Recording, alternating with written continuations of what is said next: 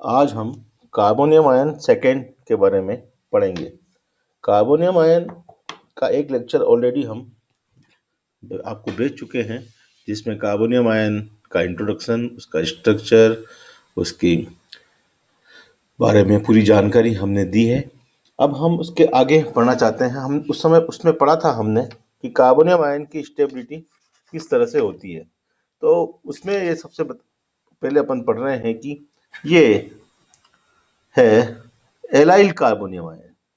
Allyl carbonium ion stable होता है due to resonance. अनुनाद के कारण एलाइल कार्बोनियम आयन ज़्यादा स्थायी होता है। इसी प्रकार से resonance structure of benzyl carbonium ion देखें तो ये भी रेजोनेंस के कारण, अनुनाद के कारण ज़्यादा स्थायी कार्बोनियम आयन है। इसके आधार पर हम कह सकते हैं कि stability of some carbonium ions is in the following order. कुछ कार्बोनियम आयन का स्थायित्व निम्न क्रम में होता है। सबसे पहले tropolium cation, triphenyl methyl cation, benzyl cation, allyl cation, tertiary butyl cation, isopropyl cation, ethyl cation and methyl cation. अब सबसे पहले नाम कई लोगों ने पहली बार सुना होगा कि ट्रोपोलियम आयन क्या होता है। Tropolium ion actually 7 membered ring compound है। इसको हम एरोमेटिक कंपाउंड भी कह सकते हैं। ट्रोपोलियम आयन के स्ट्रक्चर हम देख रहे हैं। इसमें एक 7 कार्बन वाली वलय संरचना होती है, जिसमें एक प्लस है और 3 अल्टरनेट एकांतर क्रम में द्विबंध लगे हुए हैं। इस अगर हम अनुनाद, क्योंकि ये सब एक दूसरे से कंजुगेशन में है, तीनों डबल बॉन्ड और प्लस धनावेश सब आपस में संयुग्मन में है, कंजुगेशन में है, इसलिए इसमें अनुनाद संभव है। अनुनाद संयुग्मन के कारण ही संभव हो पाता है। जब किसी भी आयन में या कंपाउंड में संयुग्मन होता है, कंजुगेशन होता है, तो अनुनाद संभव होता है। और अनुनाद से डीलोकलाइजेशन ऑफ इलेक्ट्रॉन्स होता है, जिससे कंपाउंड स्थायित्व ग्रहण करता है, यौगिक स्थायित्व ग्रहण करता है। ट्रोपोलियम आयन के 7 आइडेंटिकल स्ट्रक्चर, एक समान संरचनाएं अनुनाद से प्राप्त होती है। जैसे ये प्लस रोटेट करेगा, इसमें डबल बॉन्ड इस तरह ब्रेक होगा कि माइनस यहाँ आएगा, डबल बॉन्ड यहाँ बनेगा और प्लस यहाँ चला जाएगा। इस प्रकार हम इसको क्लॉकवाइज रोटेट करें तो 7 एक समान अनुनादी संरचनाएं बनती है ट्रोपोलियम आयन की। इसी प्रकार triphenyl methyl cation having more resonating structure due to distribution of positive charge in 3 benzene ring. 3 benzene ring से जुड़ा हुआ है। एक्चुअली ये भी बेंजीन रिंग है, इसमें अपने वो बना नहीं पाए हैं इसमें स्ट्रक्चर में, ये भी बेंजीन रिंग है। तो ट्राइफिनाइल केटायन का मतलब ही है कि एक कार्बन से 3 बेंजीन वलय जुड़ी हुई है, तो ये प्लस इन तीनों बेंजीन वलय में घूम सकता है, डीलोकलाइज हो सकता है। इससे क्या होता है कि इसकी स्टेबिलिटी बढ़ती है। लेकिन कोई क्वेश्चन ये भी पूछ सकता है कि जब ट्रोपोलियम आयन की तो 7 अनुनादी संरचनाएं होती है और ट्राइफिनाइल मिथाइल केटायन की उसकी ज़्यादा संरचना होती है, तो फिर ट्रोपोलियम आयन ज़्यादा स्टेबल क्यों होता है? तो इसका कारण यह है कि एक समान आइडेंटिकल रेजोनेटिंग स्ट्रक्चर वाले कंपाउंड असमान नॉन आइडेंटिकल स्ट्रक्चर वाले कंपाउंड से ज़्यादा स्टेबल होते हैं। इनमें क्या है कि अनुनादी संरचना ज़्यादा बन रही है, लेकिन वो क्या है, सभी आइडेंटिकल नहीं है, इसलिए ये कम स्थायी है ट्रोपोलियम आयन से। 6 more resonant structure due to 2 benzene rings are in conjugation. मतलब ये कहना चाह रहा है कि ये तो 3 संरचना दिख रही एक बेंजीन रिंग की, इस प्रकार ये प्लस इस बेंजीन रिंग में जाएगा तो 3 और बनेगी, ये प्लस इस बेंजीन रिंग में जाएगा तो 3 और बनेगी, यानी कि 9 अनुनादी संरचना इसकी संभव है। कुछ कार्बोनियम आयन के मेथड ऑफ प्रिपरेशन बताना चाहते हैं अपन। डायरेक्ट आयोनाइजेशन से बना सकते हैं, जैसे RX का सीधा आयोनाइजेशन हो, इलेक्ट्रॉन अगर X पे चला जाए और R पे प्लस रह जाए तो R प्लस बन जाएगा। जैसे ये ट्राइफिनाइल मिथाइल क्लोराइड है, इसका आयोनाइजेशन करें तो हमें प्राप्त होगा triphenyl methyl cation. Similarly benzyl chloride का करें तो बेंजाइल केटायन प्राप्त होगा।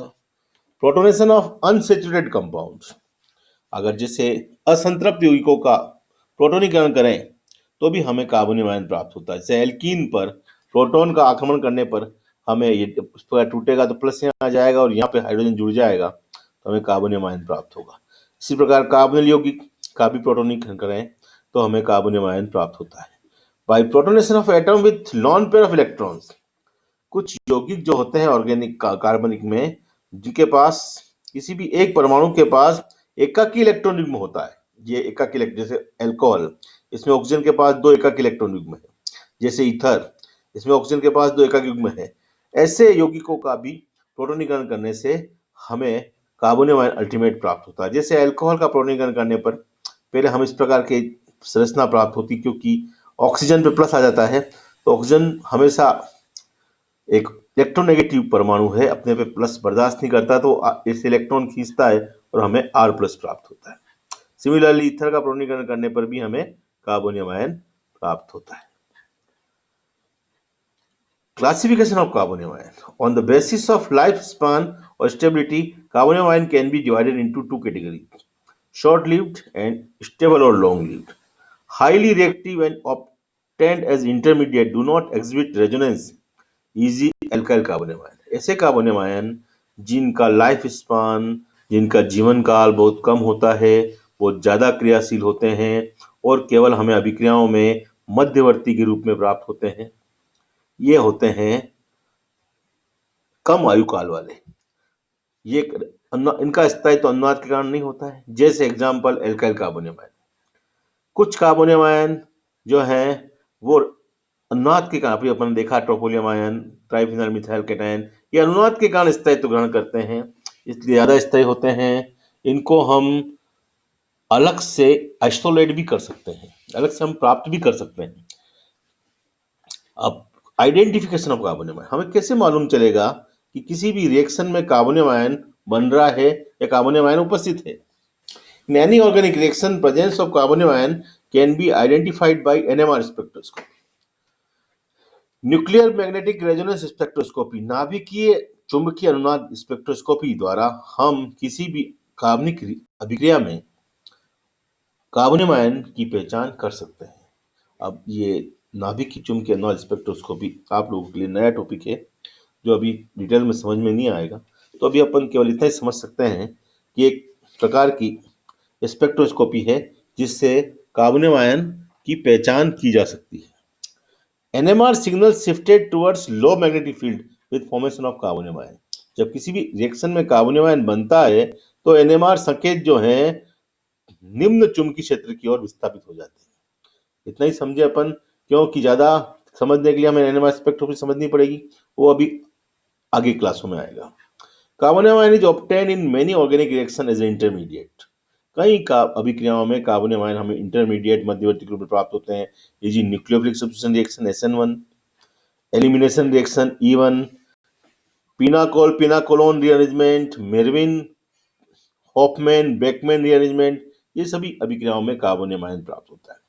ये कार्बोनियम आयन के बारे में अपन ने 2 लेक्चर बनाए, इसमें अपन कार्बोनियम आयन के बारे में संक्षिप्त टिप्पणी या जो भी क्वेश्चन आए उसके बारे में बता सकते हैं। इसके आगे अब हम पढ़ेंगे अगला कार्ब एनायन। Thank you.